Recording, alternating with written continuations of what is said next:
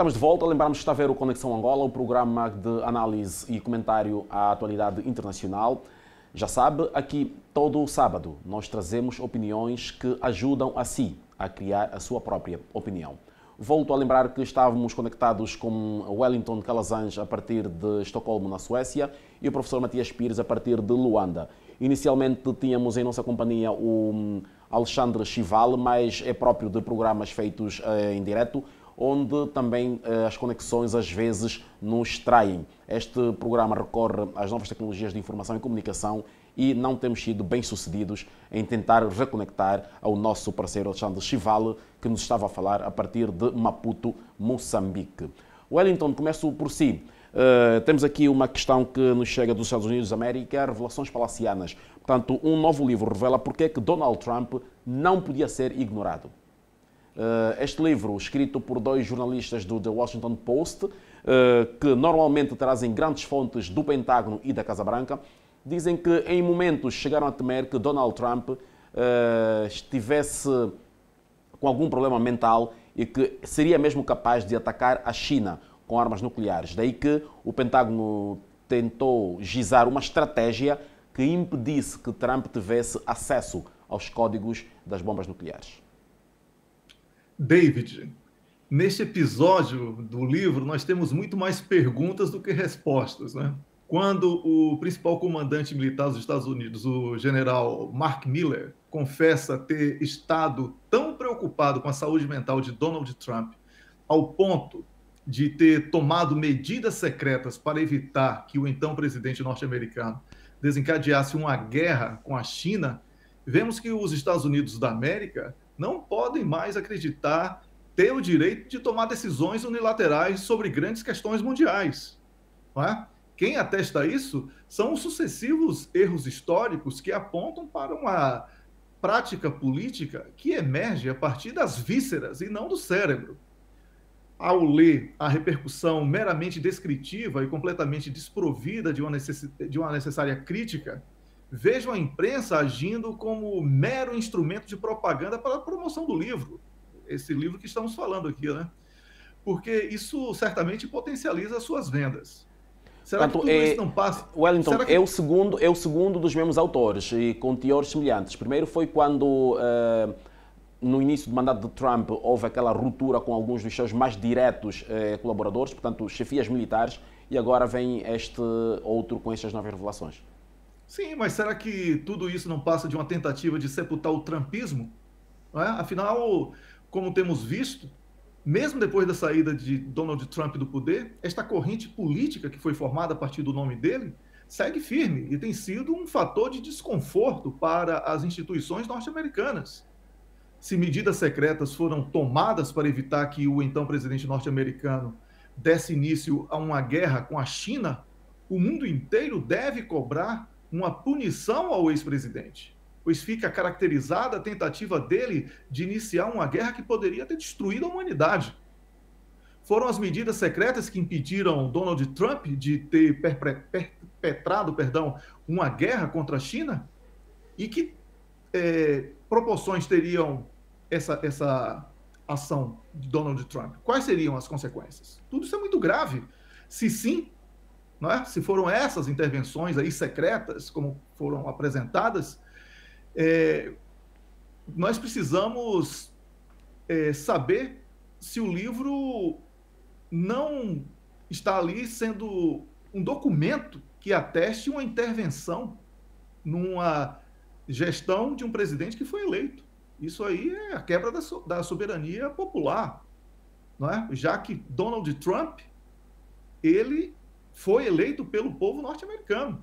Então, se houve algo secreto para que ele não praticasse determinado ato, ou o ato é criminoso e não foi praticado, o que já constitui um crime, não é? Por parte do ex-presidente, ou isso tudo é uma grande fantasia para potencializar a imagem de Donald Trump como de uma pessoa desequilibrada mental, já que o trumpismo, como eu falei há pouco, ele continua vivo, contrariando todas as expectativas dos especialistas da mídia e também de políticos experientes que disseram Entretanto, que... vivo não só nos Estados Unidos da América, mas também com grandes extensões um pouco por todo o mundo. Exatamente. Então, exatamente isso. Foi quando o Trump ascendeu ao poder, foi Foi o renascer dos nacionalismos e ultranacionalismos.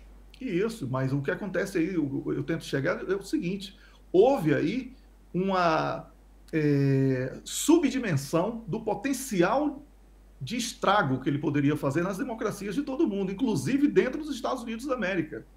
Então, do que vi sobre esse tema, David, para concluir aqui a minha fala, o general Miller teria atuado para possibilitar que o Pentágono e a comunidade de inteligência resistissem a qualquer eventual ato de Trump visando aumentar as tensões com a China ou Irão após sua derrota na eleição presidencial de novembro de 2020. Então, eu concluo lembrando que o Donald Trump pode estar a ser banido da política norte-americana por ter tocado nas questões que nenhum outro presidente teve a ousadia e coragem de mencionar nos Estados Unidos. Entre essas questões, nós podemos citar a existência do Deep State, né, que ficou conhecido a partir dele, que produz instabilidade em diferentes pontos do planeta. Trump também atacou a política identitária como algo que prejudica o debate político e divide os povos em brancos e negros, gordos e magros, religiosos e ateus, e outras dicotomias que não levam à profundidade do debate político e à resolução dos verdadeiros problemas. E eu, como não li o livro e não gosto de ler livro que eu não li, eu vou aguardar o lançamento e assim que ele passar a ser vendido, eu vou comprar para poder tirar as minhas próprias conclusões. É isso, David. Obrigado, Wellington. Vamos ouvir então a opinião do professor, o comentário do professor Matias Pires sobre esta mesma matéria. Portanto, é um livro que traz essas revelações, conforme se dizem. Fomos lendo vários excertos e citações apenas, pois o lançamento mundial ainda não aconteceu, mas falamos aqui de autores que já são experimentados nesse tipo de matéria. Eu vou começar por onde terminou o Wellington. Vamos aguardar o livro. Depois de termos acesso ao texto, vamos fazer uma recensão crítica sobre o mérito destas cogitações, que é isso que são. Portanto, não é algo concreto, mas é uma abordagem analítica, igualmente sobre a natureza do presidente Trump. Wellington também falava da China, e isso fez-me recuar no anterior tema sobre as Coreias. Portanto, a China vai desempenhar um papel importante para o desanuviamento dessa tensão. A China é o principal parceiro econômico da Coreia do Norte e, por razões de Estado, acredito que a China procurará desanuviar a tensão que existe. E em relação à perspectiva dos Estados Unidos atacarem a China, se olharmos para as teorias de decisão, estou aqui a pensar, por exemplo, as teorias de Graham Allison, se olharmos para aquilo que é o modelo da torre racional, o mar, portanto, não estou a ver os Estados Unidos atacarem a China. Porque apesar da rivalidade econômica que existe entre os dois Estados, os Estados Unidos são o principal credor da China ao nível do mundo. Muitas empresas multinacionais americanas produzem na China. Então, atacar a China é um pouco também um suicídio, porque vai acabar por atingir interesses próprios dos Estados Unidos da América.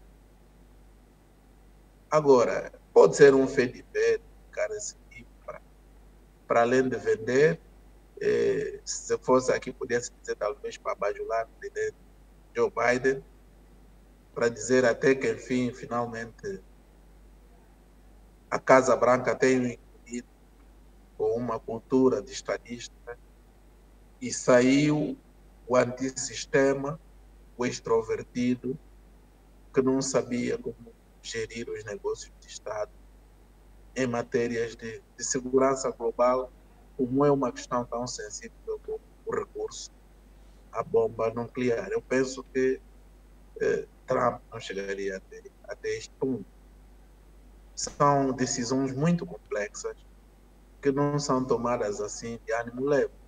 Portanto, o quadro que é nos apresentado aqui é uma maneira de comparar ou nivelar Trump a Kim Jong-un da Coreia do Norte, porque as sanções que são reiteradamente tanto impostas à Coreia do Norte é uma maneira de dizer que eles têm incapacidade política, não têm maturidade suficiente para ter uma arma tão perigosa. E isto serve para falar também do Bolsonaro, do presidente Trump, quando se diz que por pouco receou-se que ele usasse indevidamente a capacidade nuclear dos Estados Unidos.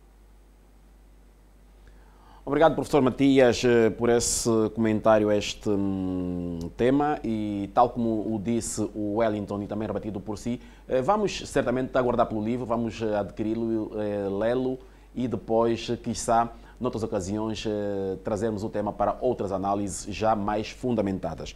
Vamos agora olhar aqui para outro tema que continua a marcar a atualidade internacional há já coisa de 2 meses, que é o Afeganistão. Continua a tensão entre o novo governo talibã e as mulheres estas que agora negam-se a se submeterem às regras dos talibã e estão a criar uma campanha já internacional sobre a questão da negação à imposição, ou melhor, à obrigatoriedade do uso da burca.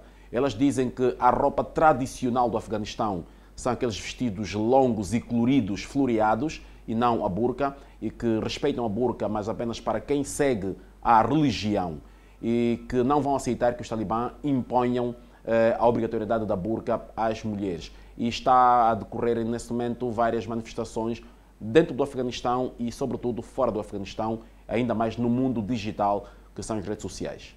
Professor Matias. David, eu penso que é bom sinal para ambos os lados, se quiserem. É bom sinal para as mulheres porque elas não abdicam dos seus direitos, até porque nas academias aquilo que se ensina sobre direitos humanos é que eles são imprescritíveis, são inalienáveis e são indivisíveis. Portanto, faz todo o sentido que as mulheres afegãs busquem a manutenção do seu status quo conquistado nesses últimos anos em que os talibã não estiveram a liderar o país. Entretanto, o facto de haver, primeiro, estas notícias a chegarem tanto para aqui e o facto também de as mulheres se manifestarem, do ponto de vista político, parece-nos aqui haver alguma concessão por parte dos talibãs, porque numa ditadura hermética, severa, machista completamente, modelo em que nós conhecemos, provavelmente a primeira que tentasse desafiar a ideologia agora reinante teria um fim trágico. Penso que se há capacidade delas falarem, tarde ou cedo isso pode ter alguma repercussão na política daquele país. Agora,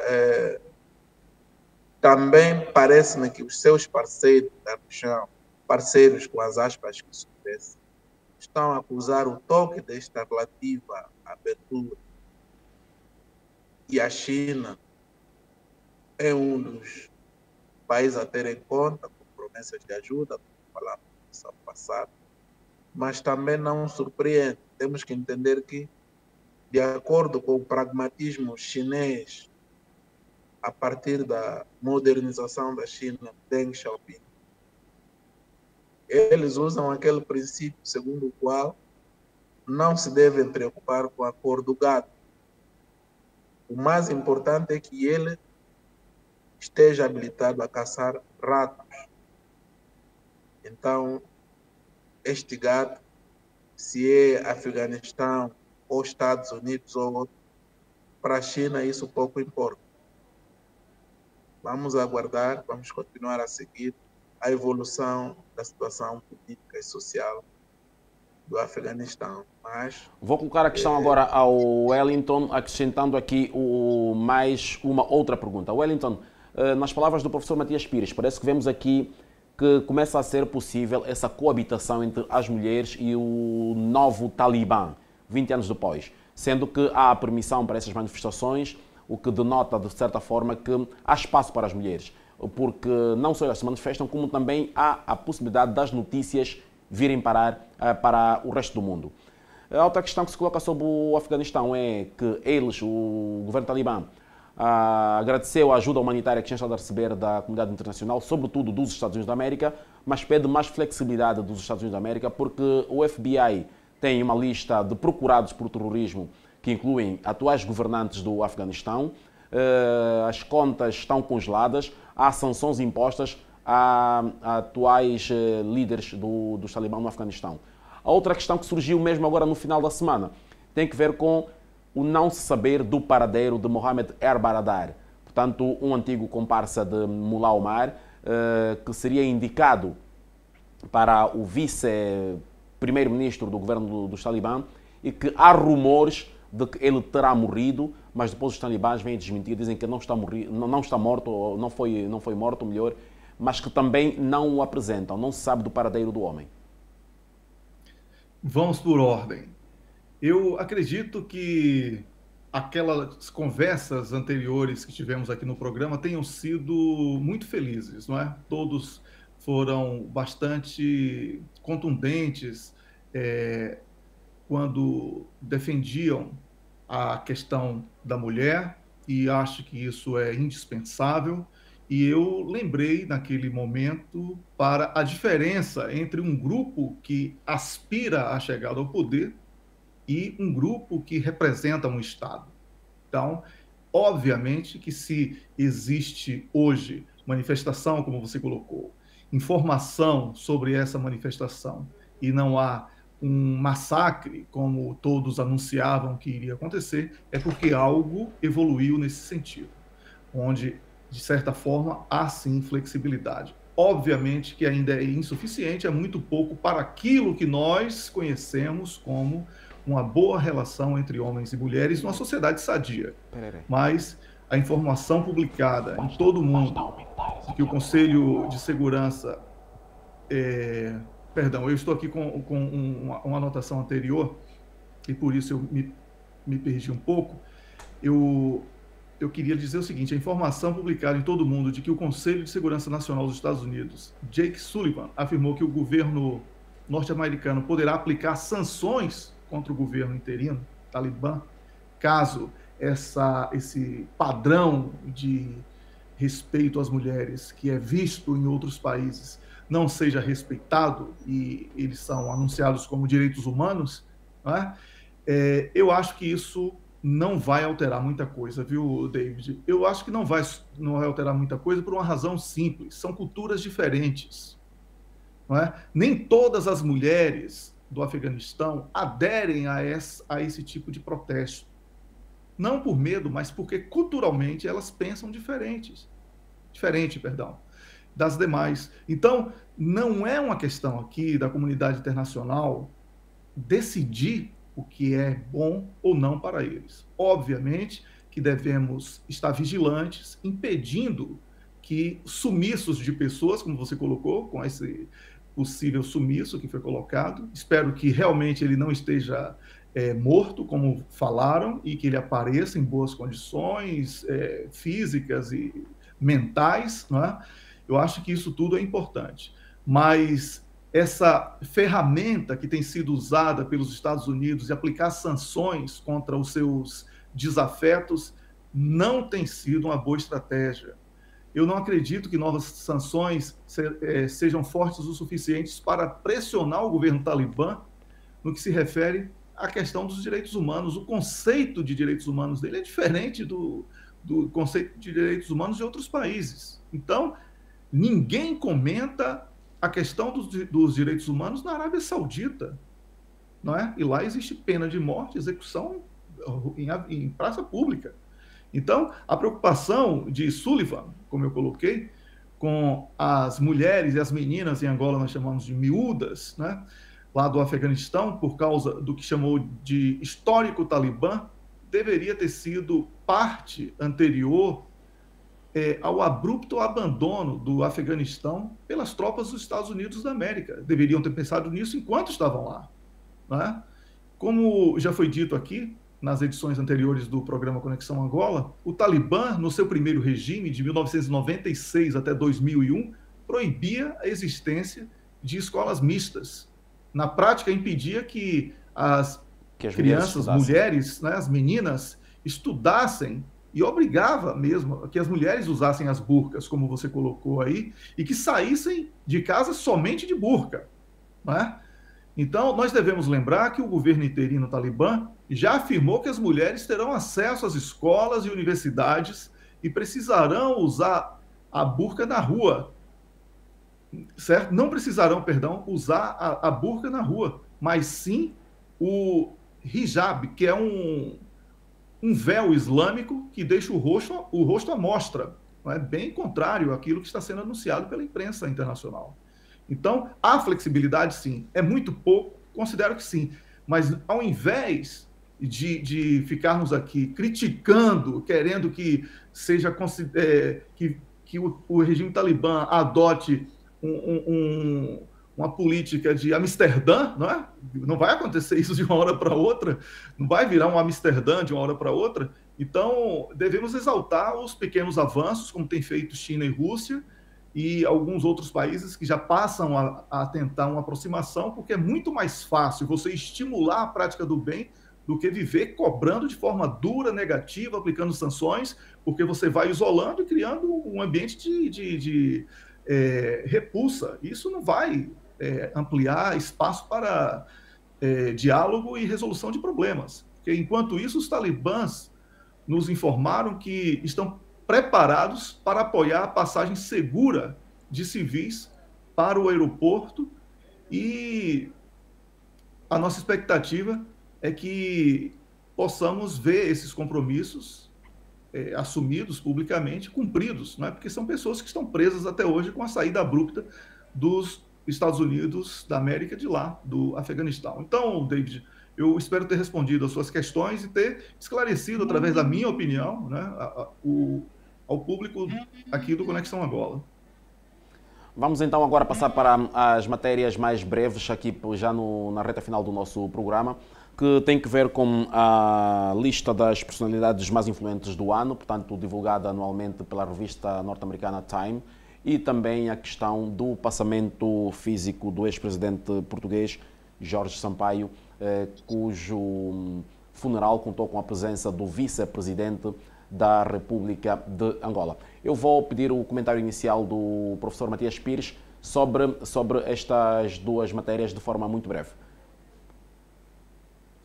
David, eu não prestei muita relevância à questão das personalidades de destaque, não que não seja importante, mas porque achei que é uma lógica que muitas vezes entra na imprensa cor-de-rosa e pouco também para animar os mercados.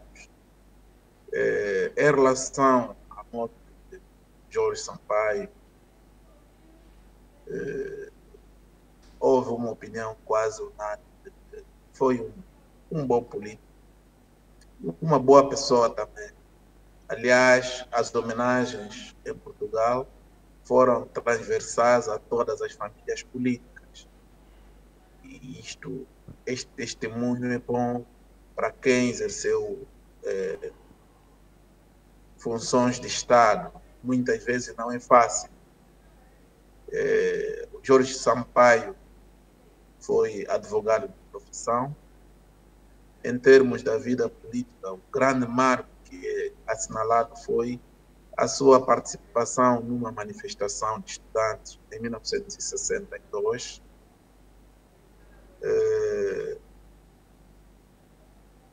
opondo-se a uma decisão do Estado Novo em vigor na altura, tanto em Portugal, que previa a proibição da celebração do Dia do Estudante.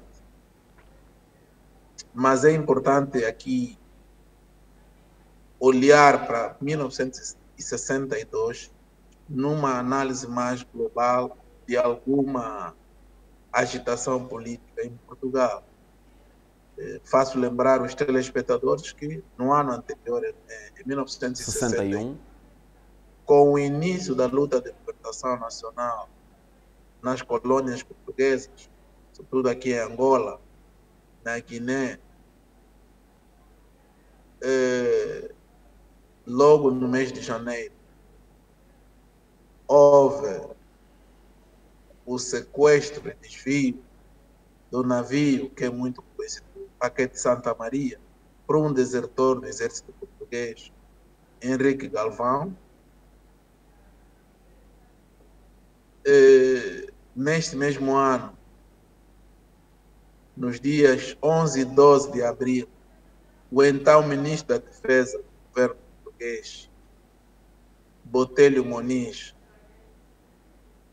fez uma tentativa de golpe de Estado que, infelizmente, para ele, não foi bem sucedido. Porque se tem conseguido, não teríamos tido, eventualmente, o 25 de abril de 1974 e as independências, quem sabe, teriam surgido mais cedo. Digo, independências das antigas colônias portuguesas em África. O presidente Jorge Sampaio foi também presidente da Câmara Municipal de Lisboa, que é muitas vezes também trampolim para funções de maior relevo na política portuguesa. E chegou ao poder como presidente da República, eleito em 1996, sucedendo ao presidente Mário Soares, numa eleição muito disputada com o então primeiro-ministro cessante, Aníbal Cavaco Silva, que Jorge Sampaio venceu, tanto Cavaco Silva do PSD e Sampaio do PS. E ele vai ter aquele período de glória PS em que tem Guterres na chefia do governo, depois Durão Barroso, cumpriu os mandatos constitucionais e, tal como ditam as regras da democracia, tanto ele depois saiu, aí sim, rendido por Cavaco Silva. Tanto, tirando este retrato, ele também tinha muita presença na imprensa, era articulista e comentador de política internacional e nacional. Aliás, o anúncio da sua candidatura às presidenciais foi feito a um jornalista do jornal Expresso, José Antônio Saraiva. Portanto, é alguém que também esteve muito ligado à mídia, não apenas por causa das funções políticas, mas por dever intelectual também. Wellington, então os seus comentários a essas duas breves matérias, as personalidades do ano da revista Time e também Jorge Sampaio. Bem, já que você colocou nessa ordem, sobre a revista Time, eu faço coro aí à opinião do professor Matias, porque eu considero que essa lista, apesar da grande repercussão que ganha, ela não resolva o problema no Afeganistão, ela não ajuda as mulheres no Afeganistão, não ajuda o governo talibã a ser mais aberto do que ele está se propondo a ser, não ajuda a questão da Guiné, que discutimos. Enfim, é uma lista que eu desconheço os critérios, não é? Eu, muito honestamente, acho que é muito fácil citar nomes como Joe Biden, Xi Jinping, enfim, outros líderes, até mesmo o Abdul Ghani Baradar, que é um dos líderes do Talibã, não é? Ele está nessa lista. Então, eu acredito que é muito fácil aproveitar assim, a exposição midiática de determinadas pessoas e incluir numa lista. Não é? Eu acho que esse tipo de lista está mais para uma revista como a revista Caras, que não tem uma pretensão política profunda, porque não mais consegue influenciar como gostaria, como almejaria fazer nas questões econômicas e políticas mundiais. Então, falando agora sobre o falecido presidente português, Jorge Sampaio, a homenagem que ele deveria merecer, ele recebeu em vida. Ele participou de 5 eleições nominativas e venceu 4. Ou seja, ele foi aprovado pelo povo português nas urnas. Então, eu acho que a melhor homenagem é a homenagem em vida. Então, ele foi homenageado em vida, sendo vitorioso em praticamente tudo que concorreu.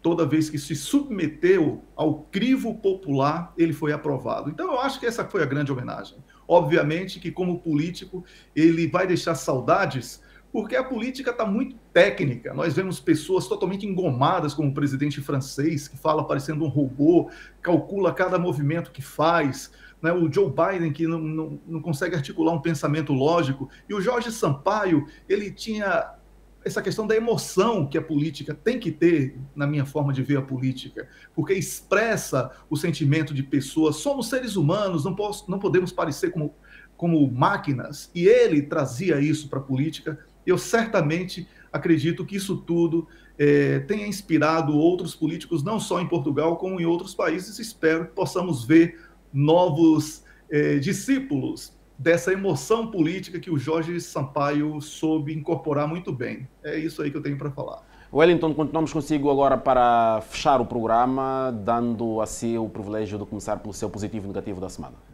Olha, eu tenho como positivo a realização das eleições legislativas na Rússia, não é, que portanto, eleições parlamentares.